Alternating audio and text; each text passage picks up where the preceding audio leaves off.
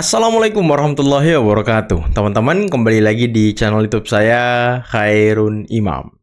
Gimana nih kabar kalian? Semoga kita semua selalu diberi kesehatan, kemudahan, dan juga limpahan rezeki dari Yang Maha Kuasa, teman-teman ya. Nah, di video kali ini kita akan melihat bagaimana perseteruan demi perseteruan di antara gerombolan pembenci Pak Jokowi, di antara kuasa hukum tersangka klaster pertama dan klaster kedua, di antara para tokoh pendukung dan supporting system gerombolan pembenci Pak Jokowi, sepertinya makin runyam dan mengerucut kepada satu nama, teman-teman.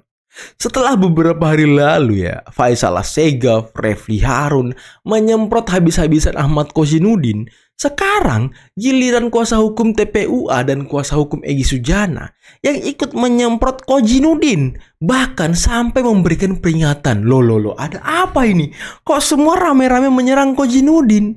Apakah ini salah satu skenario dari sang bohir yang ingin mengkambing hitamkan Kozinudin karena mungkin dianggap memiliki paham radikalisme dan ini berbahaya? Waduh, makin menarik saja ini. Tidak kompak lagi kah para pembenci Pak Jokowi ini?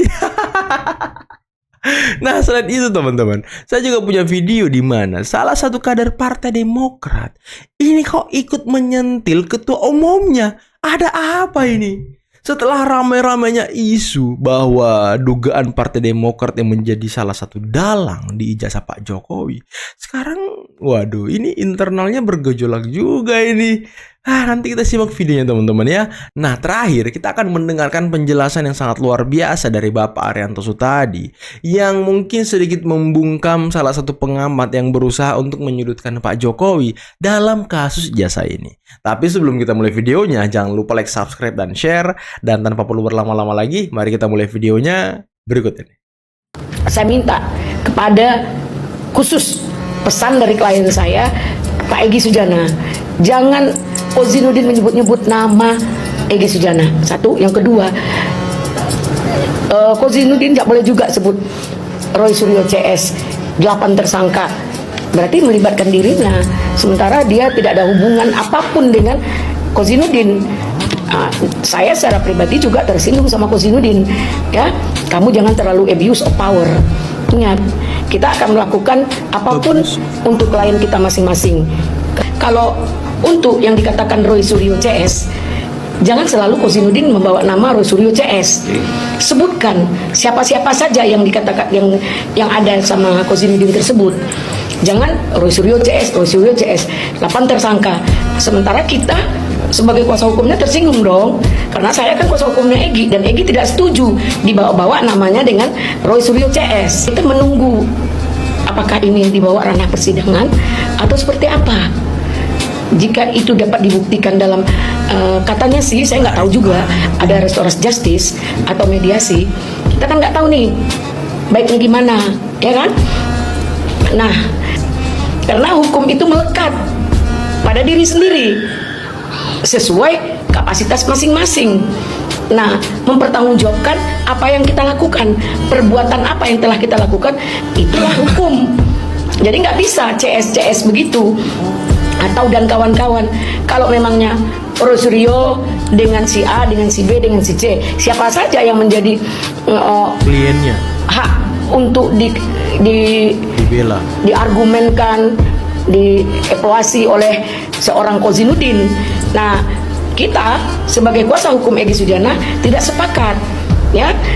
Sementara kami lagi menunggu proses gelar perkara tentang ketersangkaan Bang Egy. Jadi untuk hal publikasi tampil di TV-TV itu saya rasa belum waktunya ya, belum. Dan kenapa? Kita kan lagi ada upaya hukum yang kita lakukan. Jadi jangan ngapain tampil-tampil di TV bikin suasana yang tidak nyaman bagi kita sendiri ya. Kenapa? Ayo kita jalankan proses hukum ini masing-masing seperti apa. Kita ini satu dalam semua, memang sama satu tujuan, tapi hukum melekat pada diri sendiri, pertanggungjawabannya pribadi gitu. Tidak bisa apa yang dikerjakan oleh Roy Suryo dipertanggungjawabkan oleh Bang Egy, atau sebaliknya, yang apa yang dibuat oleh Bang Egy dipertanggungjawabkan oleh Roy Suryo juga nggak bisa. oh berarti Kozhinuddin ini bukan kuasa hukum dari 8 tersangka, tapi hanya beberapa orang, teman-teman. Tapi Kozhinuddin selalu menyebutkan Roy Suryo CS, 8 tersangka. Egy Sujana tersinggung rupanya. Waduh, Dalam hal waduh, ini, waduh. Ternyata apresiasi publik itu lebih pada keputusan kepolisian yang bagus loh Pak. Ya. Tidak langsung Nah, menahan itu saya Roy menyarankan Suryo. itu. Benar kan? Supaya ibu tahu saja itu. Dimarahin? Bahwa itu kemarin tidak ditahan itu saya yang menyarankan demi Nah, menjaga berarti- supaya publik itu tidak mengkriminalisasi kita. Bagus. Itu saya yang menyarankan. Ada Ya, peran Pak Rianto berarti agar bagus Suryo itu CS tidak menurut ditahan. saya. Ya, jadi gitu. Jadi tolong saya teruskan Ibu ya. Itu tadi gini. Antara dua itu yang bersengketa itu tadi, gitu ya. Di satu sisi ini mau membuktikan secara ilmiah menurut teorinya mereka. Sementara yang di sini mau membuktikan melalui prosedur hukum yang berlaku dengan cara dia melapor. Polisi ya, semuanya ditempuh itu. Dari sini laporan juga diterima dengan penyelidikan dan penyelidikan. Yang dari sini juga pakai penyelidikan dan penyelidikan, Bu, gitu. Sementara yang dari sini penyelidikan tidak bisa naik karena apa? Bukti awalnya tidak ada, sehingga tidak bisa naik ke penyidikan. Sedangkan Bukti yang laporan awal dari nggak sini ada. Dari itu bukti awalnya ada, membenci Pak sehingga dia Jokowi. bisa naik ke penyidikan. Penyidikan kalau itu kasus normal itu Bu ya, mestinya itu kemarin itu 1 bulan aja selesai itu sebetulnya itu. Tapi gara-gara kayak gini, remoh terus kita sampai berapa? Sampai 7 bulan kasus itu. Jadi abnormal ya Pak? 8 bulan. Ya tidak normal jadinya. Karena kalau hitungan saya sebagai penyidik Ibu ya, dengan laporan dari Pak Jokowi kayak gitu ataupun itu cukup 1 bulan 2 bulan mestinya bisa selesai. Katakan bahwa apa yang dilakukan oleh Bang Rismon Sianipar ini udah mustahil untuk dibantah. Mustahil untuk Penelitian ini dibantah. penelitian kelas dunia. Baru Penelitian konfirmasi, kelas Bang. dunia. Tadi baru saja ada salah satu podcast yang menyebutkan Dokter Tifa ini sebentar lagi insya Allah akan jadi dapat 2 dokter. Dengan buku ini, dengan ilmunya Dokter Tifa ini itu akan Dokter Tifa udah jadi 3 dokter. 3 dokter. Sombong amat. Penelitian Rismon kelas dunia, bos. Nggak bisa lagi dibantah. Waduh, kelas dunia. Dunia apa itu? Hah? Dunia goib. Kemarin kan Faisal Asegaf membocorkan fakta yang mengejutkan. Katanya Tifa mengatakan bahwa ijazah Pak Jokowi palsu itu karena bisikan alam goib. Mungkin penelitian alam goib kali ya. Aduh, ngibul aja orang ini. Tiada hari tanpa ngibul gitu loh. Hei, sadar dikit napa? Ngaca gitu. Jangan selalu percaya diri banget, ini penelitian kelas dunia, nggak bisa dibantah. Macam Al-Quran ya kan, nggak bisa dibantah. Aduh.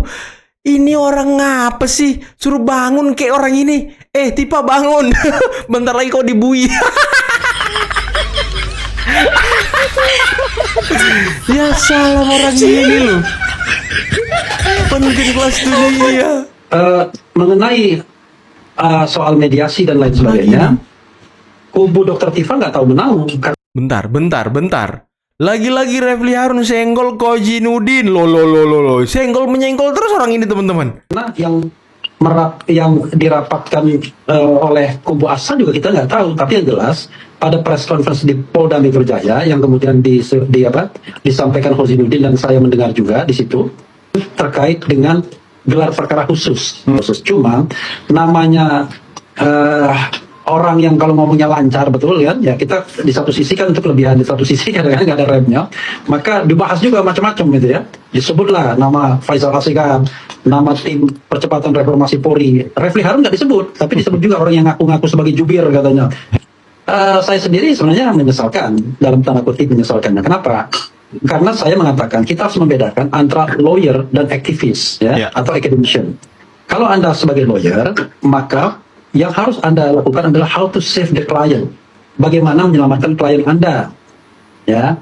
Lalu tugas lawyer itu adalah kalau tidak bisa membebaskan klien Anda, minimal mengurangi hukumannya atau jangan menambah beban pikirannya. Kozhinuddin nggak Pertanyaannya bisa. adalah ketika dikatakan bahwa itu mengatasnamakan Roy CS, kita nggak tahu CS-nya itu siapa. CS-nya itu apakah termasuk Dr. Tifa juga atau tidak, karena orang tahu bahwa yang namanya RRT itu adalah Roy, Rismon, dan Tifa. Kalau Tifa sudah pasti tidak, makanya kan tidak ada kan Dr. Tifa di sini. Nah belakangan sikap itu juga tidak disetujui oleh Rismon, terbukti kan Rismon akhirnya keluar.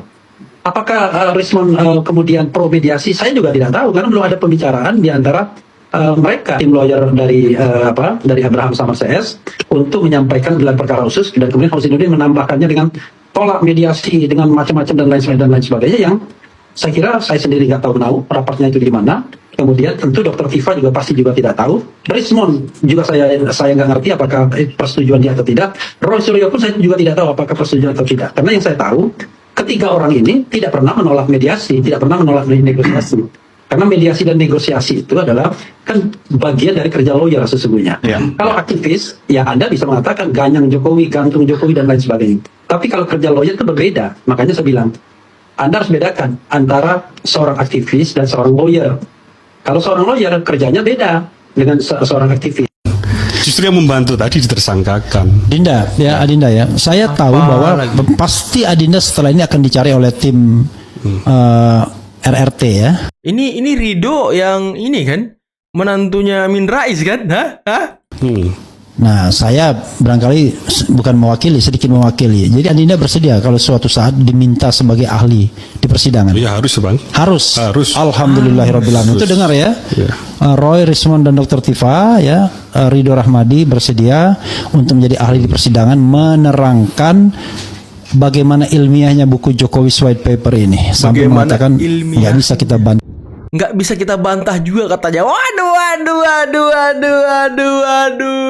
Hei, urus aja tuh kader kalian yang menggugat Amin Rais dan menggugat Ridho tuh tadi tuh. Berapa miliar digugat mereka tuh? Aduh, urus aja partai kau. Aduh, partai udah agak carut-marut begitu ya kan, ngurus yang lain lagi. Apa lagi nih? Kena nyinyir kader sendiri. Waduh. Kena nyinyir kader sendiri gak tuh? 9 tahun melawan sebagai oposisi. Waduh. Hanya untuk ngejar 6 bulan jadi menteri. Aduh, kacau kali kawan. Sorry ya ketum ya. Sorry ya. Mau dibawa kemana nih jalan partai ini ketum? Pelajaran apa yang saya dapat melihat dari apa yang para elit Demokrat lakukan hari ini? Rupanya jelas hanya mengejar jabatan, hanya untuk menteri 6 bulan. Tapi nggak apa-apa lah, biar rakyat yang menilai dalam persoalan ini. Ya, alhamdulillah Demokrat masih selamat untuk DPR RI, DPRD, kota, kabupaten, provinsi, ya kan? Tetapi kita tengoklah berikutnya bagaimana Demokrat hari ini. Dengan 9 tahun jadi oposisi, menyerang cebong, sekarang jadi cebong. Dapat menteri hanya untuk 6 bulan. Selamat, congratulations ketum. Masya Allah.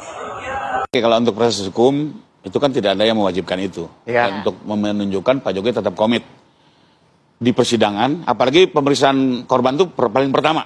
Ya, Pak Jokowi akan menunjukkan itu kepada semua. Memang saat itu ada di Sinta Jaksa, tapi dia akan mintakan juga kepada hakim agar dengan izinnya secara pribadi, karena itu data pribadi, tunjukkan dalam persidangan biar semua orang bisa melihat.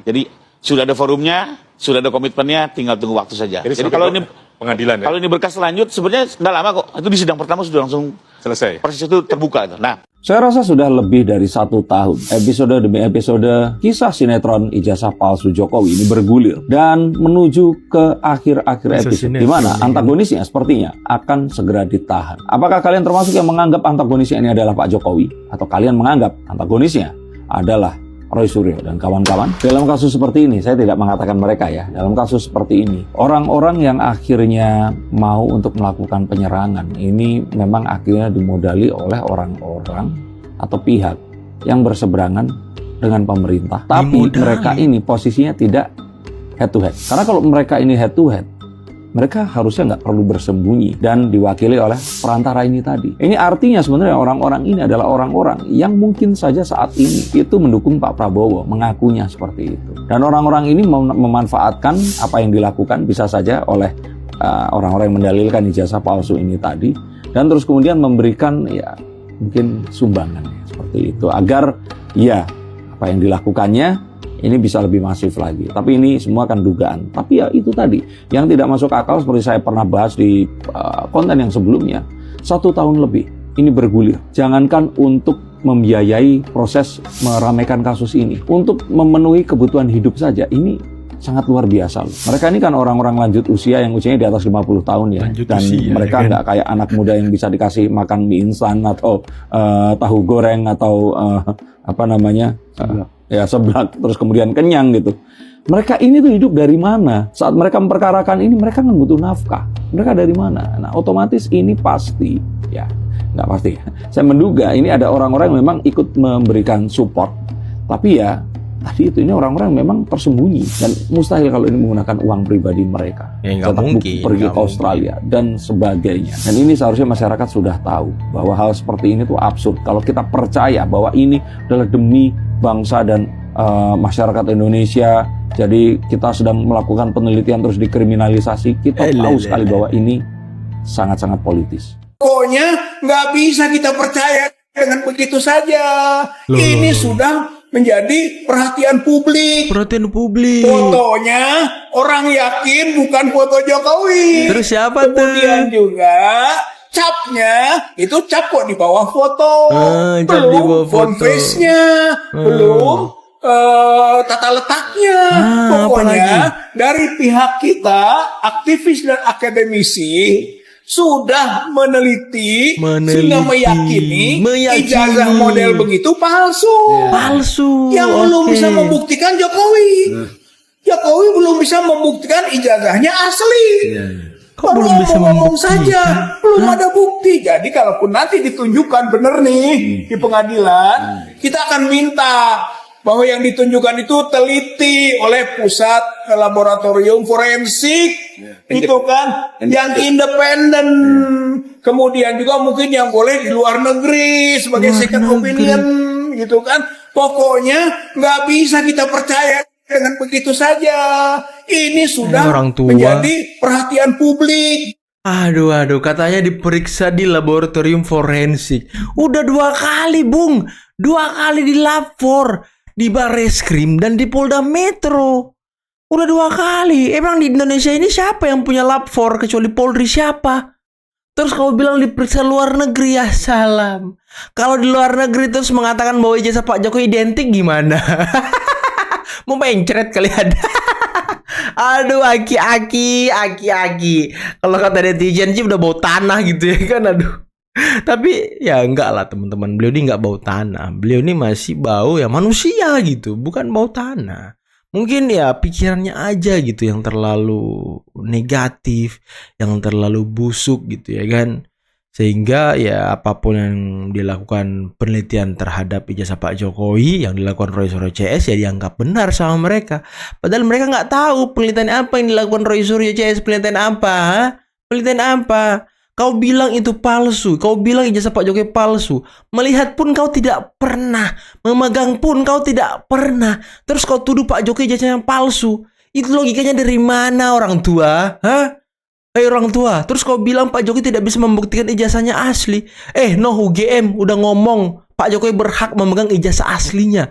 Dia lulus berkuliah dari UGM. Lu dari mana? Dari Roy Suryo CS doang. Lembaga yang terpercaya nggak ada, asosiasi pun, organisasi pun, digital forensik atau apapun itu nggak ada yang mendukung Roy Suryo, nggak ada. Cuma kelompok kecil kalian doang tuh yang hobinya koar-koar, bikin ribut bangsa, bikin runyam keadaan. Aduh, merusak keberagaman. Itu kalian tuh kerjaannya tuh.